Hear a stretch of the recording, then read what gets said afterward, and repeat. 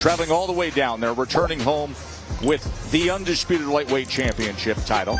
Completely outboxed, outclassed George Kambosos for 12 rounds. The jab, the footwork, the athleticism, the ring discipline, far too much for Kambosos. The best version of the unbeaten Las Vegas fighter we've seen, and the best of times in his career. And we're thrilled to have the champ and his father, trainer Bill, with us here. Mark, take it away. Right here with the Undisputed Lightweight Champion, his father, trainer, manager, Bill Haney. That was a dramatic week. You're a long way from home, a lot of drama. You come in last minute like the Lone Ranger. Are you surprised it was that easy? I can't say that I was necessarily surprised, because me and my team, we studied him for weeks or months, the whole training camp. So we knew what he had and we knew what he didn't have. And we just dissected him and picked him apart like we knew we would. Bill, you told me he fights with ego. I didn't see that much. Were you surprised?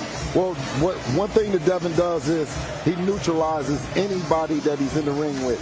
I constantly hear this narrative about what fighters don't do and what they couldn't do on that night, but it's Devin and it's not the other fighter. How was the flight home? For me, it was like I was dreaming. Like I had a dream, and it was like I didn't want to wake up from the dream. I couldn't believe it, that everything just fell into my hands on one night. You dreaming now? No, I'm here. Peter Kahn, Kambosos' manager, told me today that he fully expects his fighter to execute his option for a rematch back over there this week. Are you prepared to go back? Is there any scenario you think that you would not be going back there next? I mean, honestly, we're going to sit down with the team, my dad, Bob, Lou, and we're going to figure out what's next. You know, obviously, it has to make sense for me and my team, but I'm a true fighter. I'm willing to fight whoever, wherever, whenever. So if it all makes sense for me and my team, then we're ready to do it again. Dad, you the boss. What makes sense and what doesn't make sense? Well, anybody in the world.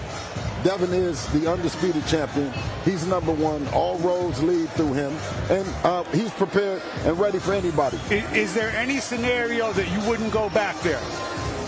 We signed up to not only beat him once, but beat him twice. But like Devin says, that everything must make sense, because from a business standpoint, right, it has to make sense all the way around the board. You knock him out next time? We'll see. You know, I know that he's going to come with a different game plan if we do fight again. So, I don't know. We just got to, see. Let me run through some of these other names. People. I do feel like, once I beat you the first time, after 12 rounds of fighting with you, I feel like I know you. So I know what he has and I know what he hasn't. So I think the second fight would definitely be worse. What about Vasily Lomachenko? I think that's a fight that's we would love to make, and hopefully we can make it in the future. Could you make it either the next fight or the fight after? Possibly. We don't know. Everyone knows his situation right now, and I pray that everything is all right with him, and we'll see. I saw Tank Davis tweet before the fight, going into the fight, if you win, why don't we get together? How do you feel about that? Well, we haven't heard much about that after the fight, so we don't know if he changed his mind or what. Dad? Absolutely. Like I say, Devin is ready and prepared for everybody in the world. Of course, we signed up for a second fight with George Kambosos. But, I mean, if it was a Tank Davis or a Lomachenko, no problem. No problem. Ryan Garcia. That's not really a fight that I'm too interested in right now. Right now I'm into legacy fights. Ryan Garcia is more into calling out the top guys but not fighting none of them. So I just, I'm not really going to entertain him and fighting him too much. Okay. Shakur Stevenson could move up in the foreseeable future. Yeah, that's very much a fight that we can make in the future as well. How much longer do you have at 135? I mean, I think if you don't take the rematch, you can always go up to 140, right? Who do you see yourself fighting at 140, and how much longer do you have at 135? Yeah, it's very much possible for me to move up to 140. Like I said, we're going to sit down with the team and figure out what's next for me. I've been at 135 for quite a long time now, since the amateurs, so over 6-7 years. So it's not the easiest weight for me to make, and I did accomplish the best accomplishment at 135. I have everything. I'm the top dog. No one else has a belt. anything that you can say. I have everything at 135, but I still want to make the biggest fights possible. So if it makes sense for me to stay at 135, then I'll stay. But if not, then we go to 140. We'll see.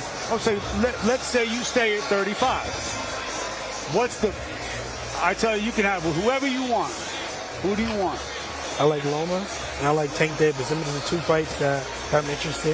If not, if me and George Kambosos don't do the rematch, then those are the two fights that I would love to make. I promise you we'd be interested in that. Is there a guy that you would move up to 140 to fight? I want to make the biggest fights happen, no matter what weight I'm at. If I move up to 140, I'm going to be chasing the top guys because I'm looking to do the same thing that I did at 135, take over the division, and 140, I want to do the same thing. Thank you very much, fellas. Again, congratulations. It's been a pleasure. Joe, back to you.